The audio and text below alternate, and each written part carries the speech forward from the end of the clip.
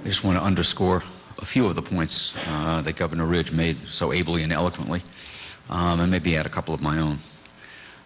As you've seen, the people in Camp Ashraf, 3,400 women and men, face a humanitarian crisis that is entirely precipitated by the Iraqi government acting at the behest of Iran.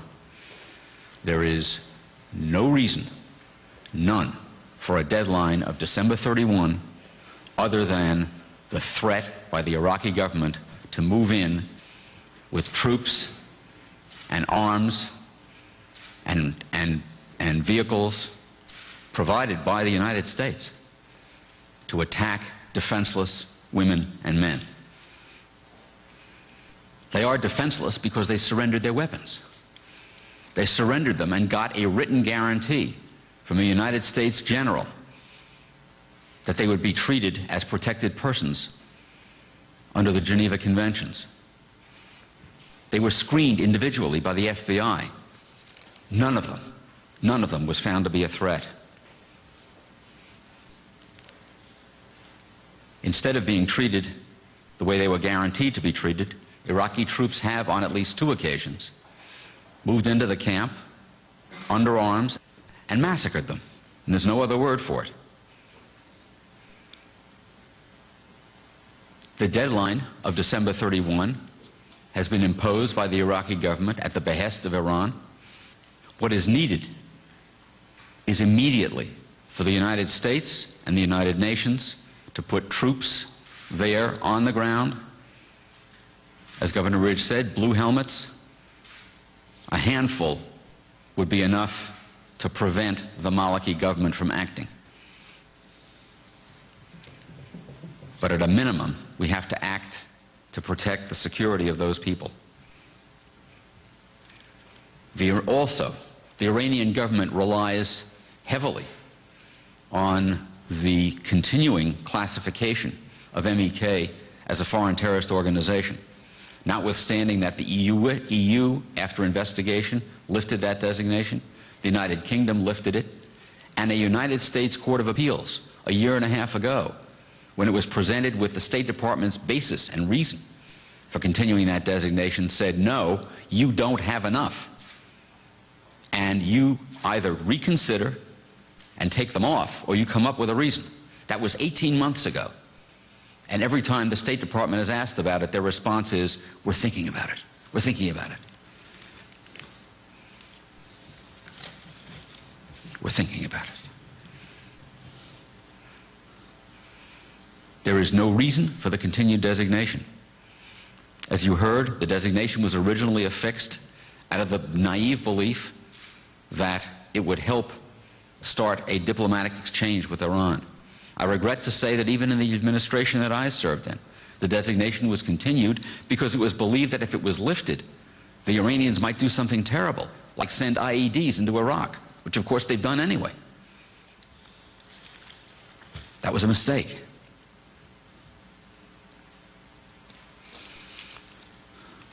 But that was in the past. That's done. As of now, members of Congress from both parties, Democratic and Republican, former officials of government, people intimately familiar with national security, 2 former directors of the CIA, the former director of the FBI, Louis Freeh, Howard Dean, Tom Ridge, Ed Rendell, people on both sides of the aisle, regardless of party, have said this is not a political matter. This is a human rights matter. This is a matter of the safety and security of people. This is a matter of the word of the United States. One more word about the word of the United States. It is not only dishonorable for us to break our word, it is also a threat to our own security. Because if we tell people around the world, you cannot rely on the word of the United States. If you are an ally of the United States, you are an ally only so long as it is convenient. If that's the word that goes out, our own security suffers. And if we do not act, this will happen, and we will go down in history as a disgrace to ourselves, to our country, and to the remainder of the human race. I think you have to understand the importance of Colonel Martin's testimony here today, because he lived with the residents of Camp Ashraf. He got to know them personally. He got to know their values. He got to know their goals and their hopes and their dreams. And he is obviously more than just a colonel who was base commander. He was in charge of counterintelligence in the whole country. You can't fool someone like that who's there every single day. His word should be dispositive of this case. There are no terrorists in Camp Ashraf. There are people who have hopes and dreams for their home country, as we had hopes and dreams for our country when we were part of the British government. Governor Ridge talked about our value system. After knowing what I know about the 2 assaults carried out by the Iraqi government with U.S. weapons and U.S. vehicles, assaults that have killed cumulatively 46 people, including 8 women, 46 defenseless people and 8 women. That's what we fought for, as Governor Ridge said. That's what we lost 4,400 American men and women and billions of American dollars to establish a government that would do that. It's not right. It has to end. We're here today to ask President Obama to do basically 3 things. Delist. It should be done immediately. This is not a terrorist organization.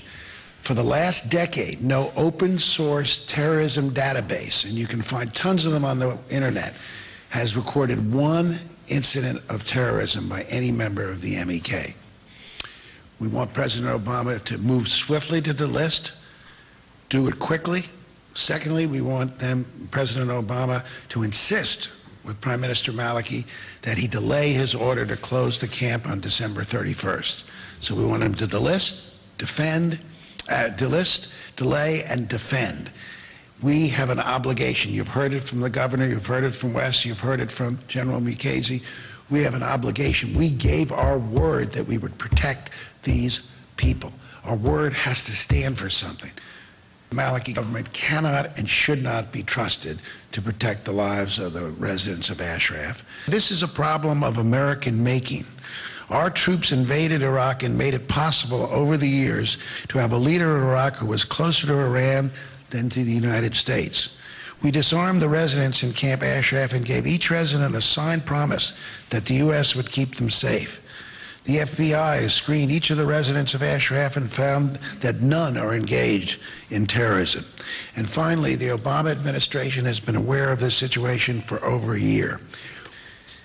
On November 15th, the Iraqi government sent out a communication about their intentions to the European Parliament. First, and it's in your press packet, the first thing they said is that the organization has been classified by the international community as a terrorist organization. No, incorrect. Not the international community, the United States of America.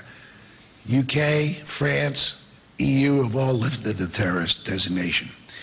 2, they said, and here's the crux of the problem, this organization, referring to the MEK, however, raises problems with Iran.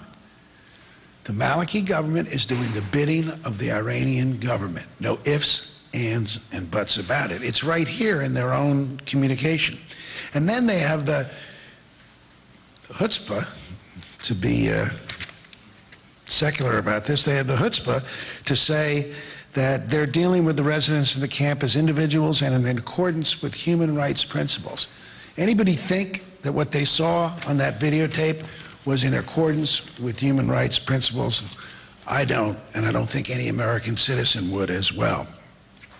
Iraqi leaders, ironically, the opposition in Iraq that's part of this coalition government, the Iraqi Vice President Tariq al-Hashemi, Dr. Salah Mutlaq, the Iraqi Deputy Prime Minister, and Mr. al-Nujafi, the President of the Iraqi Parliament, have all condemned the violence and have all said, and I'm just quoting one plan here, we support the European solution of resettling the residents in third countries.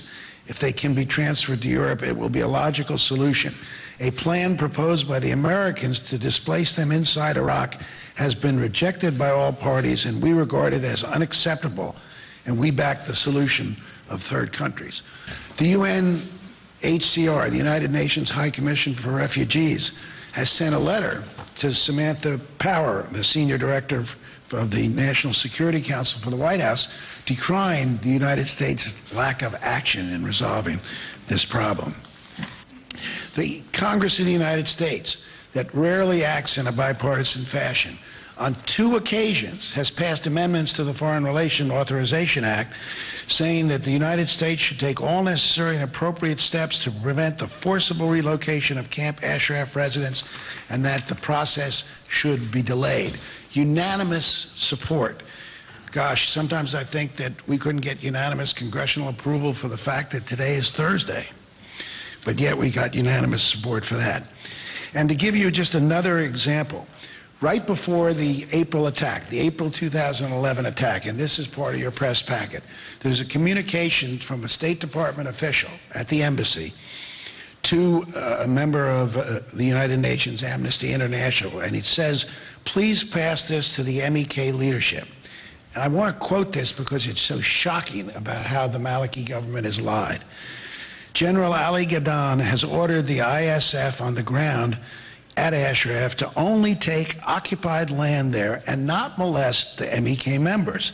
Maliki himself has ordered that the ISF take only occupied land and that they must not use violence. The PM is asking the MEK and urging them to be reasonable and not create hindrances. The government of Iran's goal is to find a peaceful solution to this and hopes to work to find a humanitarian solution.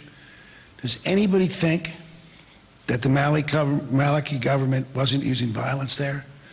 That's what they promised. The Maliki government convinced the State Department official that they were just going to come in to take the unoccupied land in Ashraf, that there would be no violence. That's their own words. They've lied over and over and over again. We gave our word. We've been naive at best, stupid at worst. It's time for us to fulfill our promise, not just a promise to the MEK members who surrendered their weapons, but the promise we made to our soldiers, to the men and women that we sent over to fight in Iraq. And that promise is they were going to fight. They were going to risk their lives to establish a free, democratic government that would conduct itself in the basic principles of human decency.